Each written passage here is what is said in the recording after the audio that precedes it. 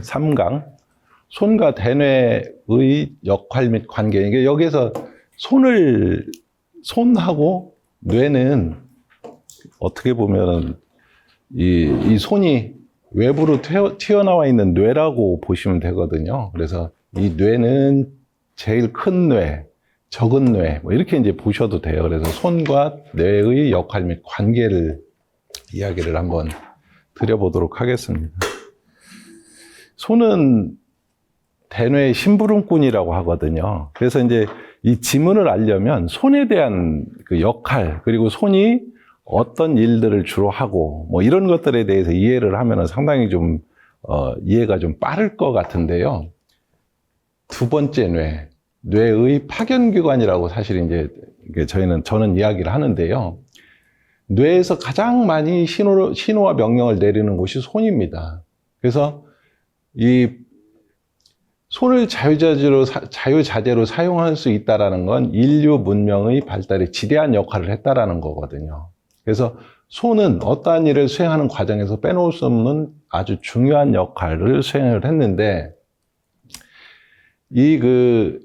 손끝으로 느끼는 감각은 어느 기관 또는 신체로 느끼는 것과 비교할 수 없을 정도로 발달이 되어 있으며 각종 정보를 뇌에 전달을 하는데, 사람의 몸을 구성하고 있는 신체의 뼈는 약 206개 정도 되거든요. 우리 아기가 태어났을 때는 360개로 태어납니다, 뼈가. 근데 이제 성장을 하면서 뼈가 조각조각했던 것이 다 합쳐지면서 206개로 구성이 되어 있고, 이 중에 25% 쉬운 4개가 27개죠. 27. 이게 손에 있다라는 거예요. 그래서 다른 동물에 비해서 정교한 움직임이 가능하고, 특히 다른 동물들은 중지, 이 손가락이 많이 발달이 되어 있는데, 사람들은 엄지가 더 많이 발달이 돼 있다라는 거죠. 엄지가 힘도 가장 많이 세고. 그래서 그 이유가 이 엄지와 검지는 전두엽하고 연결이 되어 있습니다. 엄지, 검지가 전두엽, 후전두엽. 그런데 동물들은 전두엽을 그만큼 사용하지 않고 이 육체적인 쪽에 이제 뇌 두정엽이 많이 발달이 되어 있다면, 인간들은 두정엽보다는 이 어떤 걸 분석하고 판단하고 결정하는 이런 전두엽 쪽이 더 많이 발달이 되어 있다는 거예요. 그래서 영혼의 도구, 손으로 할 수 있는 일은 오죽 많았으면, 이제 손으로 할 수 있는 일들이 오죽 많았으면 5만 가지 정도 할 수 있다. 그래서 5만 지 다 한다라는 이야기를 들어보셨을 거예요. 그래서 5만 가지 정도를 손으로 할 수 있다, 이렇게 보시면 될 것 같고요.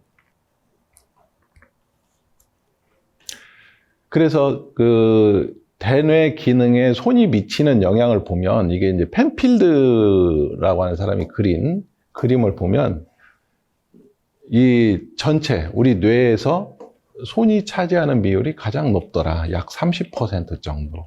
그래서 뇌에서 가장 많은 명령을 내리는 곳이 손이다라고 보시면 될 것 같아요. 그래서 그 손에 어떤 지문을 가지고 있느냐에 따라서 이제 어떤 특징, 그다음에 어떤 그런 상태를 분석이 가능하다, 이렇게 보시면 될 것 같고요.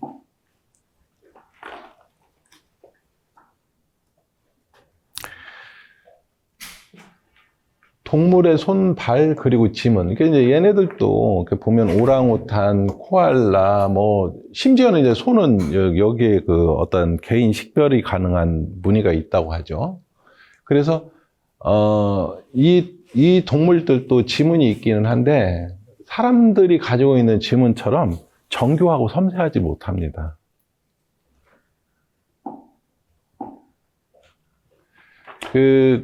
이 젓가락을 사용하는 민족이 세계를 지배할 것이다라고 했던 엘빈 토플러라고 하는 미래학자가 있었어요. 그래서 문명의 발전에는 위대한 손이 있었다라는 거죠.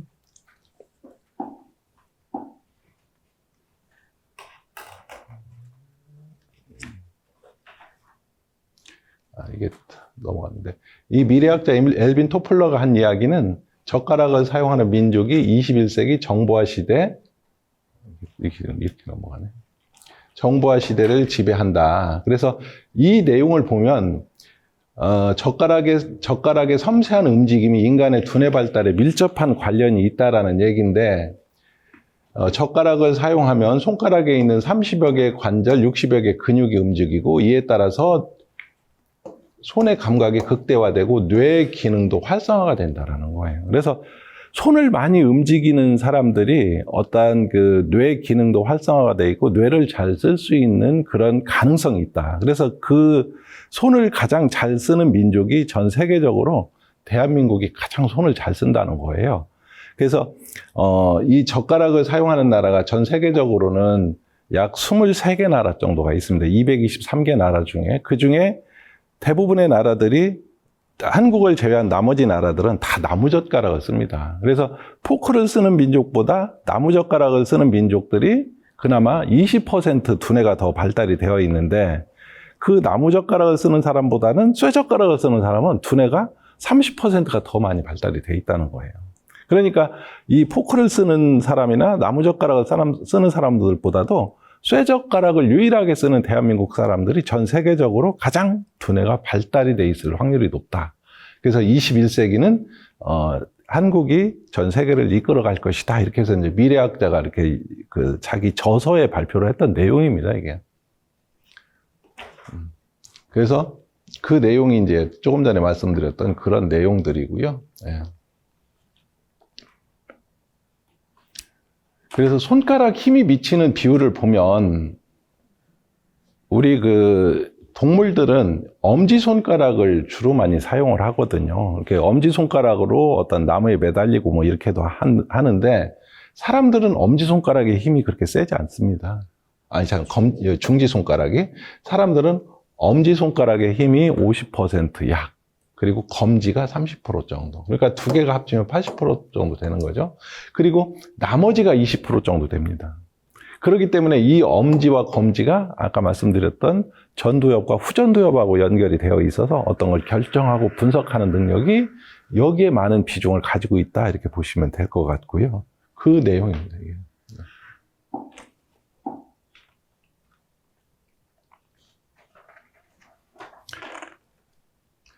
그 전두엽이 차지하는 비율을 보면 보통 이제 뭐 이런 고양이가 됐든 고양이가 이렇게 보면 넘어가 버렸네. 고양이가 약 3% 정도 이렇게 전체 뇌에서 전두엽이 차지하는 비율이 고양이가 3%, 강아지가 한 7%, 요게 17% 정도. 요게 거의 32에서 38 정도, 거의 한 40% 정도를 차지하는 거죠. 그러다 보니까 이 전두엽이라고 하는 게 과연 어떤 거냐, 전두엽이라고 하는 게 이게 어떤 걸 분석하고 결정하고 판단하고, 그러니까 인간으로서 살 수 있게끔, 인간의 도리를 할 수 있게끔 만들어주는 그런 기능을 담당하는 곳이 전두엽이다. 이렇게 이해를 하시면 될 것 같아요.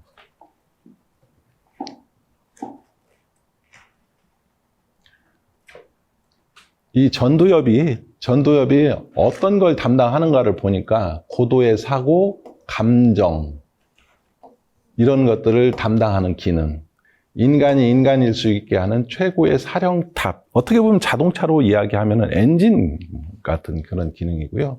문제 해결에 대한 강력한 의지력을 나타내는 부분도 전두엽에서 가능하고, 판단력, 예측력 이런 것도 전두엽에서 가능하고, 행복하고 불행하고 뭐 이런 것들에 대한 분명한 입장도 전두엽에서 판단을 하는 겁니다.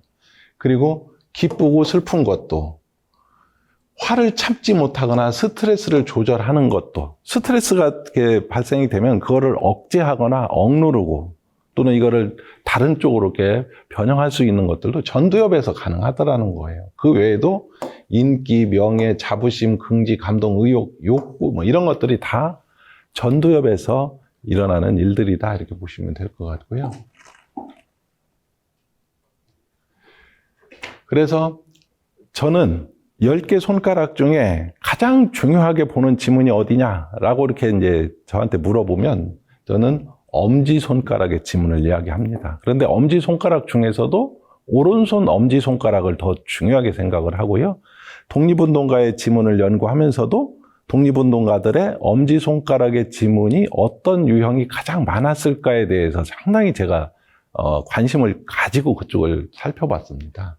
그래서 왼손 엄지는, 그러니까 왼손, 오른손, 엄지, 검지가 중요한데 그 중에서 가장 중요하다라고 보는 건 저는 이제 오른손 엄지인데, 왼손 엄지 같은 경우는 대인관계라고도 하고요, 우리는. 대항하는 강력한 힘, 공동체의 리더십 역할, 대인관계 원만함, 적극적인 설득력, 앞장서 나가는 거, 이게 이제 리더십을 발휘하는 거거든요. 그래서 왼손 엄지에 어떤 지문이 있느냐에 따라서 이런 것들이 강할 수도 있고 그렇지 않을 수도 있겠다, 이제 이렇게 보는 거죠. 오른손 엄지 상당히 중요하다라고 그랬죠. 스스로 성공, 번영, 이런 것들을 본인이 의지를 나타내는 거고, 실천력, 추진력, 의지력, 강력한 힘, 이런 것들이 오른손 엄지입니다. 그래서 예를 들어서 나는 이거를 어떠한 일이 있어도 하루에 5시간씩 꾸준하게 연습을 할 거야 라고 의지를 표명하는 것도 오른손 엄지에 있는 것하고 연결되어 있는 뇌에서 결정을 한다라는 거죠. 전두엽 중에서도. 그래서 우리 뇌는 왼쪽의 뇌는 오른쪽 손에 있는 지문을 가지고 여기에 있는 걸 우수한 거를 보는 거고, 오른쪽에 있는 뇌는 왼손의 그런 형태를 가지고 여기 걸 유추가 가능한 거죠.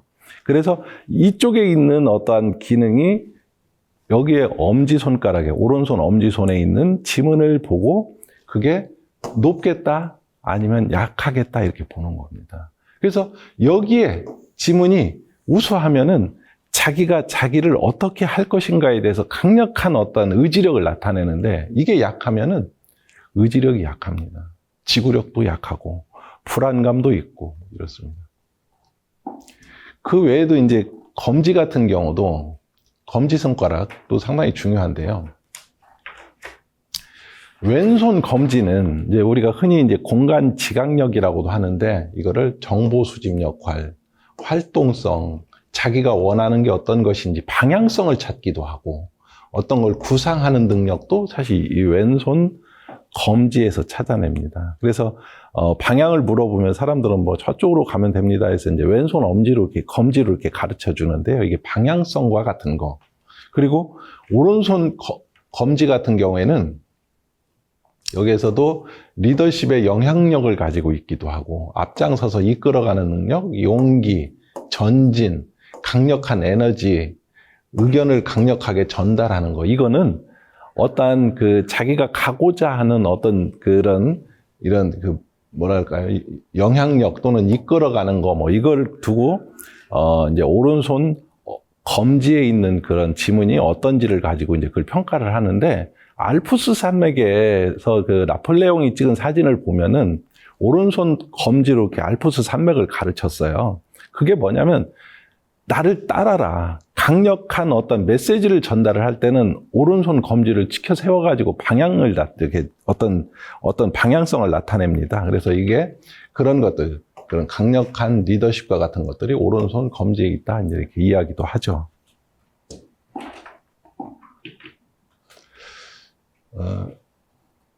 이거는 이제 4강이고요. 지문 연구의 역사 및 특징에 대해서 이야기를 드리겠습니다. 지문은 왜 있을까? 뭐 이렇게 여기에서는 신체 서명과도 같고, 그리고 이 살아가면서 이제 편리함을 주기 위해서 지문이 있었다라고도 볼 수가 있고, 그리고 사람을 식별하기 위해서 각자의 특성을 나타내는 식별 도구로도 활용도 하고, 그래서 손을 자유자재로 쓴다는 건 인류 문명에 지대한 역할을 했고, 그래서 이 지문이 있었다라는 건 이렇게 어떤 물체를 잘 잡기도 하고, 그리고 어떤 도구를 잘 다룰 수 있는 그런 특징도 이 이제 지문 때문에 가능했다라는 거죠. 그래서 이런 지문이 있는 이유는 뭐 다양합니다. 그래서 제가 이제 지문이 왜 있느냐고 이렇게 물어보면 본인 식별하기 위해서 있다고 하는데, 식별은 기본이고, 그리고 우리나라가 이 지문분류법에 대해서는 상당히 앞서 있습니다. 전 세계적으로 상당히 앞서 있습니다. 이미 우리나라가 이 지문이 들어온 지가 1911년, 지금으로부터 110년 정도 우리나라에 들어왔거든요. 그러다 보니까 지문 분류법에 대해서는 이거를 가지고 호주나 뭐 캐나다나 이런 경찰청에도 다 수출을 한대요. 분류법에 대해서. 그래서 이게 이제 일제 강점기 때 독일에서 함부르크 방식의 지문 분류법이 우리나라로 넘어왔던 거라고 보시면 될 것 같아요.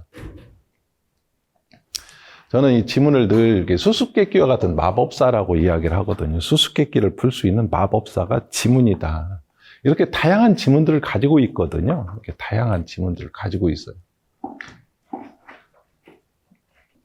이 역사는 뭐 보시면 될 것 같아요. 우리나라 게 아니고 이제 외국에서 이렇게 그런 연구했던 역사들인데 참고하시면 될 것 같고요.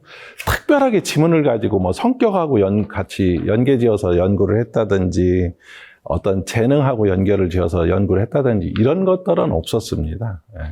이게 이제 범죄인을 찾기 위해서 이렇게 했었던 그런 내용들이 있었고 의학적으로도 좀 연구를 했었고 그렇더라고요. 지문의 구성을 보면 이게 흔히 이제 융선, 골, 획, 삼각점 요 정도로 이렇게 분류를 합니다. 그런데 융선은 뭐 이렇게 여기에서 보시면 이렇게 검게 이렇게 보여지는 이게 융선이라면 골은 하얗게 들어가 있는 부분, 골짜기라고 하죠. 골짜기. 움푹 들어가 있는 거. 획은 시작되는 부분, 핵심, 허브 뭐 이렇게 하죠. 그래서 핵, 코어.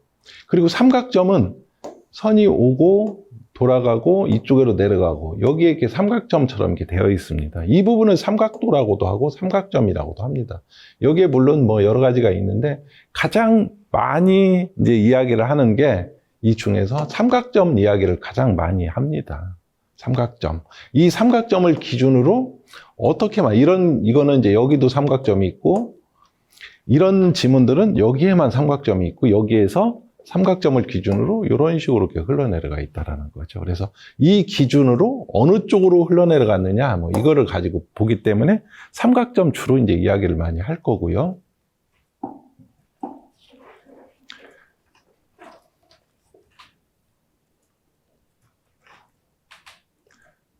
부모의 유전적인 부분, 그리고 유전 형제를 각각 물려받고 임신 기간 중 뭐 이렇게. 그래서 이거를 슈바이처 박사라고 하시는 이분도 연구를 했었어요. 지문을 가지고 연구를 해서 손가락을 형성하고 지문은 수정 후 3개월경부터 만들어지기 시작을 해서 5개월경에 완성이 되는, 여기 5개월경에 완성이 되고 이렇게 형성된 지문은 사람의 인격적 특징과 필연적으로 관계가 있다. 그래서 5개월 전에, 태어나기 5개월 전에 어떤 인생의 지도가 완성이 된다 하는 이유가 이제 여기에 있습니다. 그래서 슈바이처 박사도 이렇게 이야기를 했었고요.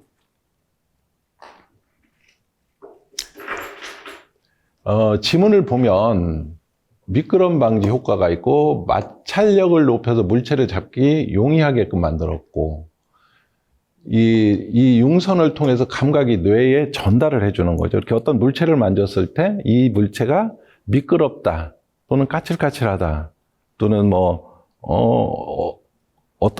차갑다 뭐 이런 것들을 느끼는 게 융선을 통해서 감각이 뇌에 전달이 되기 때문에 그렇습니다. 뇌가 그걸 알 수가 없거든요. 뇌는 말 그대로 흔히 뇌는 그냥 바보 상자란 이야기를 합니다. 바보.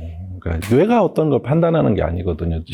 눈으로 보고 판단하고 손으로 만지고 판단하고 뭐 이런 것들을 이제 해내는 거죠. 그리고 감각이 매우 뛰어나 정교하고 섬세한 작업이 가능하도록 하고 뇌에 필요한 각종 정보를 전달하는 도록 최적화되어 있고 그래서 이렇게 보시면 땀 이렇게 나오는 거 보이시죠? 땀 나오는 거. 땀이 계속 나옵니다. 근데 이게 예를 들어서 병을 앓고 있다든지 나이가 많이 드신 분들은 땀이 안 나요. 손에서 땀이 안 나요. 메마르다고 하죠. 건조하다고. 네.